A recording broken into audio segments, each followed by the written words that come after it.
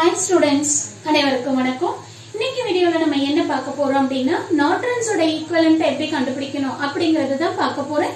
Already நான் வந்து தெவினியன்ஸ் equivalent கண்டுபிடிக்கிறதுக்கு ஒரு சிம்பிள் சர்க்யூட் எடுத்துர்ந்தேன்.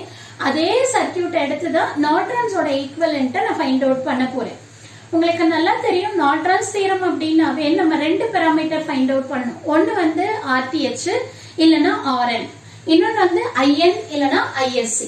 நான் வந்து பாத்தீங்கன்னா இதே டேட்டாவே எடுத்து தெவினியன்ஸ்ல சால்வ் பண்ணதுனால இந்த RTH ஓட வேல்யூ அப்படியே எடுத்திருக்கேன். RTH கண்டுபிடிக்கணும்னா நம்ம என்ன பண்ணோம், மூணு பாயிண்ட செக் பண்ணுவோம். ஒன்னு வந்து லோட் ரெசிஸ்டன்ஸை ரிமூவ் பண்ணணும் அப்படிங்கறத பார்ப்போம் ஃபர்ஸ்ட் எடுத்த உடனே. இந்த சர்க்யூட்ல ஆல்ரெடி உங்க லோட் ரெசிஸ்டன்ஸை ரிமூவ் பண்ணிட்டு அந்த டெர்மினல்ல ஏபின்னு கொடுத்திருக்காங்க, அதனால நம்ம ரிமூவ் பண்ண வேண்டாம். நெக்ஸ்ட் வந்து பாத்தீங்கன்னா இந்த சர்க்யூட்ல வோல்டேஜ் சோர்ஸ் மட்டும் தான் இருக்கு, அதை ஷார்ட் சர்க்யூட் பண்ணிடணும். இதுல கரண்ட் சோர்ஸ் இல்லங்கிறதுனால அதை பத்தி ஒரி பண்ணிக்க வேண்டாம். சோ இதெல்லாம் அப்ளை பண்ணிட்டு ஏபி டெர்மினலுக்கு அக்ராஸா நமக்கு என்ன ரெசிஸ்டன்ஸ் இருக்குன்றதை நம்ம ஃபைண்ட் அவுட் பண்ணோம்.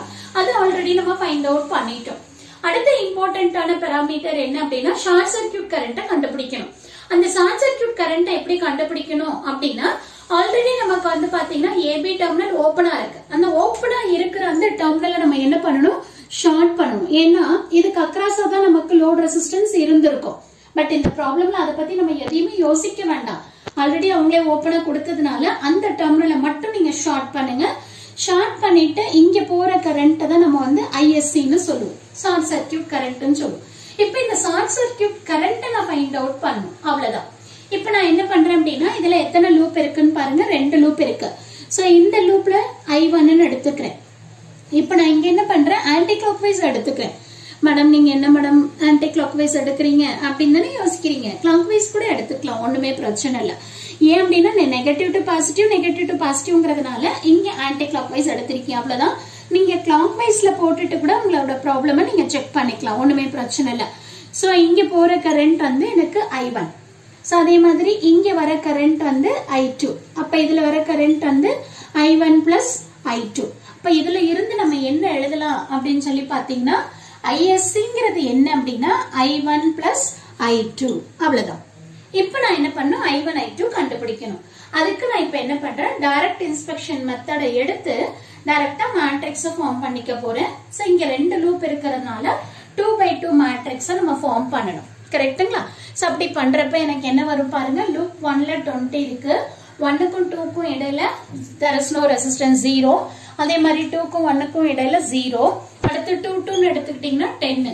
சோ இதுல unknown value of current என்ன, I1 I2. Okay, so this is equal to இங்க லூப்போட வோல்டேஜ் 10, அங்கேயும் நமக்கு வந்து என்ன இருக்கு, 15 இருக்கு, கரெக்ட்டுங்களா? சோ நான் என்ன பண்ணிருக்கேன், நெகட்டிவ் டு பாசிட்டிவ்ல போயிருக்கேன், அதனால வந்து பிளஸ் 15 போட்டுட்டேன். சோ இதுக்கப்புறம் நீங்க என்ன பண்ணுங்க, கால்குலேட்டரை யூஸ் பண்ணி உங்களோட unknown values ஃபைண்ட் அவுட் பண்ணுங்க. சோ இது 2 unknownங்கிறதுனால 2x2 மேட்ரிக்ஸ். சோ அப்ப வேல்யூஸ் இந்த எடுத்து நோட் பண்ணுங்க. 20 0 10, அடுத்து 0 10, அடுத்து நமக்கு என்ன இருக்கு, 15 இருக்கு. சோ அப்ப இது I1 ஓட வேல்யூ நமக்கு என்ன வருது பாருங்க, I1 வந்து 0.5 வருது. I2 என்ன வருது, 5 வருது. I2 என்ன வருது, 5 ஆம்பியர்னு வருது. இது வந்து 0.5 ஆம்பியர்னு வருது, கரெக்ட்டுங்களா? சோ அப்ப ISC ஓட வேல்யூ என்ன வரும் பாருங்க, I1 பிளஸ் I2 தானே ISC. அப்போ 5 பிளஸ் 0.5, அப்போ 5.5 ஆம்பியர்னு வந்துருச்சு. இது வந்து நம்மளோட ISC. இப்ப ISC தெரியும், எனக்கு RTHம் தெரியும். அப்ப நம்ம என்ன பண்ணலாம், ஈக்குவலன்ட் சர்க்யூட்டை போட்டுக்கலாம்.